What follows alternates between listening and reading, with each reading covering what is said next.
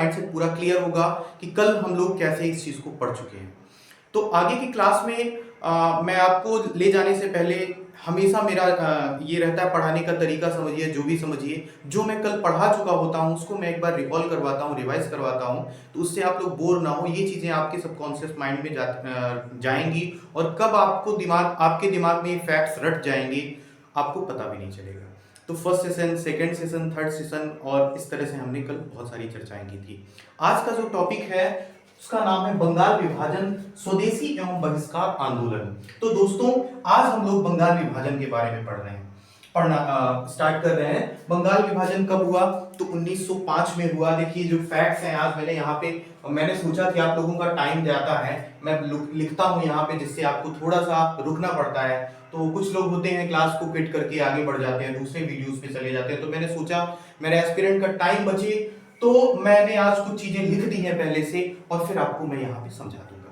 देखिए बंगाल विभाजन के कुछ मैंने फैक्ट्स लिखे हैं और इसी डायग्राम से आपका बंगाल विभाजन पूरा क्लियर हो जाएगा। देखिए 1905 आते आते आप लोगों को कल मैंने बताया था ना कि 1885 से 1905 तक का जो समय है ये उदारीकरण का समय है, ये उदारीकरण के नेताओं का समय है।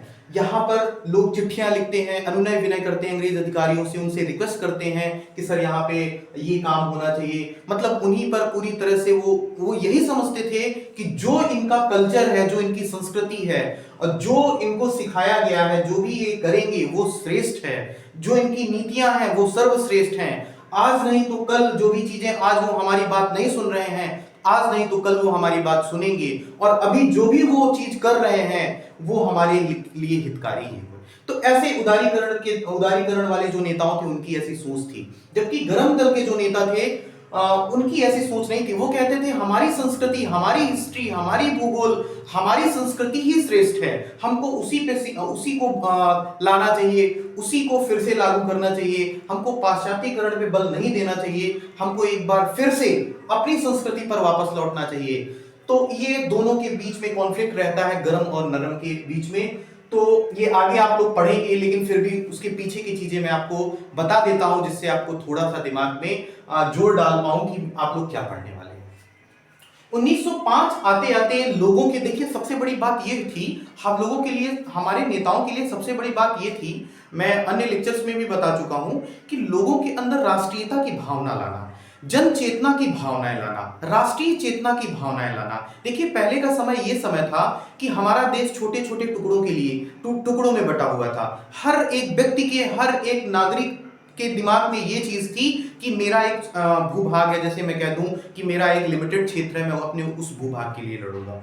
लोगों के अंदर मेरा देश की भावना नहीं थी। तो सबसे बड़ी चुनौती ये थी कि लोगों के अंदर मेरा देश की भावना लेके आए। हमको उनको ये पता होना चाहिए कि हमको एक भूभाग के लिए नहीं लड़ाई करनी है, हमको पूरे देश के लिए लड़ाई करनी है। ये देश के लिए हमको अपने प्राण तक न्यौछावर करनी है, उसके लिए हमको संघर्ष करना है, अंग्रेजों के साथ लड़ाई करनी है। तो हम अपने एक लिमिटेड क्षेत्र के लिए, अपने गांव तक, अपने शहर तक और अपने एक जो डिस्ट्रिक्ट है वहां तक सीमित नहीं रहना। हमको अपने देश की भावना जब तक दिमाग में नहीं आ जाएगी किसी भी व्यक्ति के अंदर, तब तक वो राष्ट्रीय संघर्ष के लिए कैसे आगे बढ़ेंगे।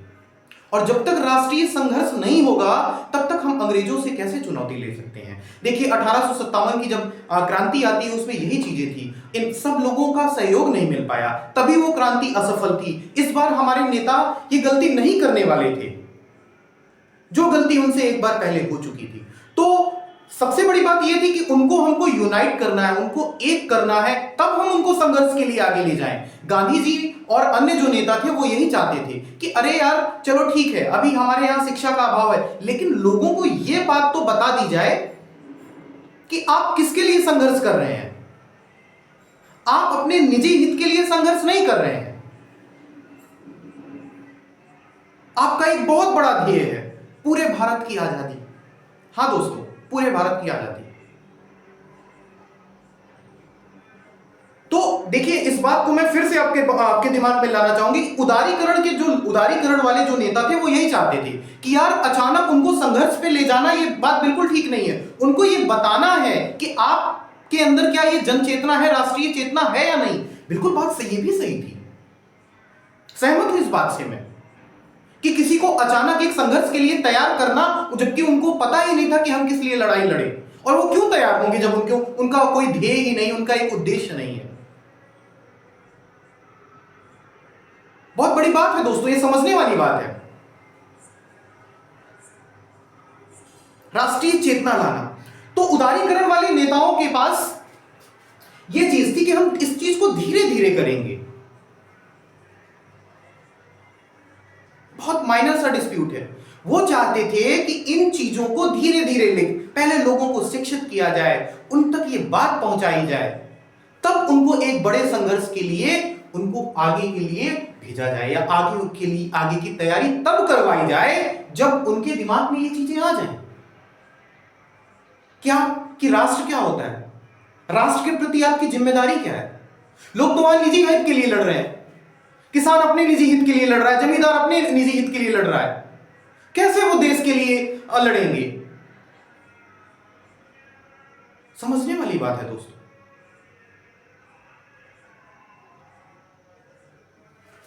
तो 1905 तक आते आते वहां का उस समय का जो गवर्नर जनरल था लॉर्ड कर्जन, जिसका कार्यकाल रहा 1899 से 1905, ये फैक्ट्स लिखे हुए देखिएगा इन लोगों, उसको ये लगा कि लोगों के अंदर राष्ट्रीय चेतना पैदा हो रही है, और उस समय इन चेतनाओं का सबसे बड़ा गढ़ था, जो सबसे बड़ा एक मूल केंद्र था, वो बंगाल था। उसका रीजन है दोस्तों, बंगाल में ही आंदोलनरत लोग क्यों, बुद्धिजीवी लोग क्यों थे, क्योंकि बंगाल सबसे ज्यादा समृद्ध प्रांत था, उन लोगों के पास पैसा था, और जहां पे समृद्धि होगी वहां पे शिक्षा होगी। आप लोग देखेंगे कि ज्यादातर जितने भी आंदोलन हुए हैं, जितने भी बुद्धिजीवी वर्ग के लोग हैं, मैं ये नहीं कहता, मैं किसी एक भूभाग को ग्लोरीफाई नहीं कर रहा हूं, लेकिन आप इस चीज को देखेंगे जब पढ़ेंगे आप कि बंगाल से ही ये चीजें की शुरुआत हो रही है।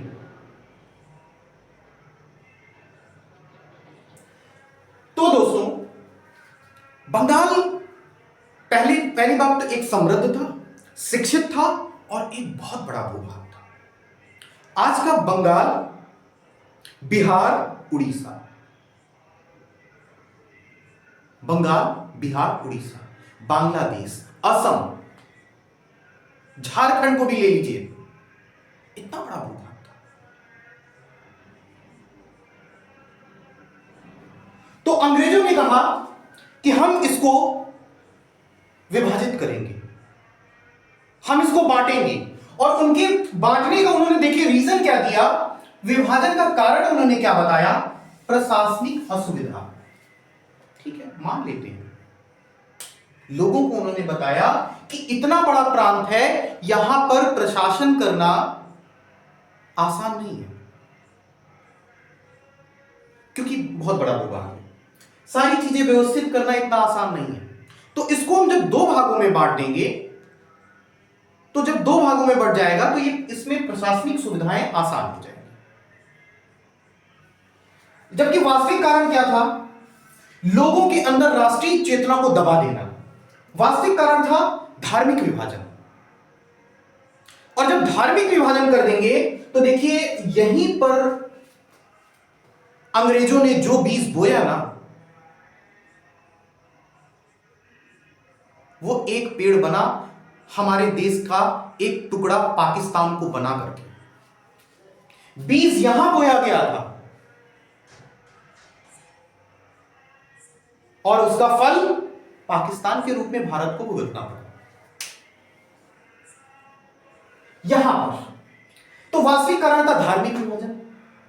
रीजन क्या था, राष्ट्रीय चेतना को दबाना, लोगों के अंदर जो राष्ट्रीय चेतना पनप रही थी उनको बांटना। देखिए यहां पर जब इन लोगों ने बांटा कैसे, पूर्वी बंगाल और पश्चिम बंगाल में इन्होंने बांटा, ठीक है, और बांटा कैसे, एक तरफ मुस्लिम बाहुल्य किया गया, एक तरफ हिंदू बाहुल्य किया गया। एक तरफ मुस्लिम बाहुल्य किया गया, एक तरफ हिंदू बाहुल्य किया गया। ये जो पूर्वी बंगाल था, इसमें असम को भाग कुछ था, चटगांव और ढाका को रखा, जबकि ये पूछा जाता है कभी कभी। और जो पश्चिम बंगाल था, उसमें बंगाल, बिहार और उड़ीसा को रखा। इसकी राजधानी ढाका बनाई गई और इसकी राजधानी बनाई गई कलकत्ता, अगर आपको विजुअल हो रहा है, इसकी राजधानी कलकत्ता बना दी गई और इसकी ढाका। ठीक है, तो मैंने आपको बताया बंगाल विभाजन 1905, किस गवर्नर जनरल? Lord Curzon. इसका कार्यकाल 1899 से 1905। विभाजन का कारण प्रशासनिक असुविधा जो अंग्रेजों ने के द्वारा दिया गया था। वास्तविक कारण क्या था? Divide and rule. धार्मिक विभाजन राष्ट्रीय चेतना की समाप्ति कर देना। किन दो भागों में बांटा गया? पूर्वी बंगाल और पश्चिम बंगाल। ठीक है, असम, चटगांव और ढाका के ये पूर्वी बंगाल के भाग थे। बंगाल, बिहार, उड़ीसा और इसकी राजधानी कलकत्ता बनाई गई, ये पश्चिम बंगाल की बात है। देखिए, एक चीज मैं और आपको बता देता हूं, ठीक है, उसके पहले इधर आ जाइए। देखिए, बंगाल विभाजन की घोषणा कब होती है? बंगाल विभाजन की घोषणा कब की गई, इसके बारे में। इसकी घोषणा की गई 20 जुलाई 1905 को इसकी घोषणा होती। क्वेश्चन पूछा जाता है कि बंगाल विभाजन की घोषणा कब हुई और ये प्रभावी कब हुआ? तो घोषणा होती कहीं कहीं किसी किसी की किताब में 19 जुलाई लिखा रहता है और किसी किसी किताब में 20 जुलाई लिखा रहता है।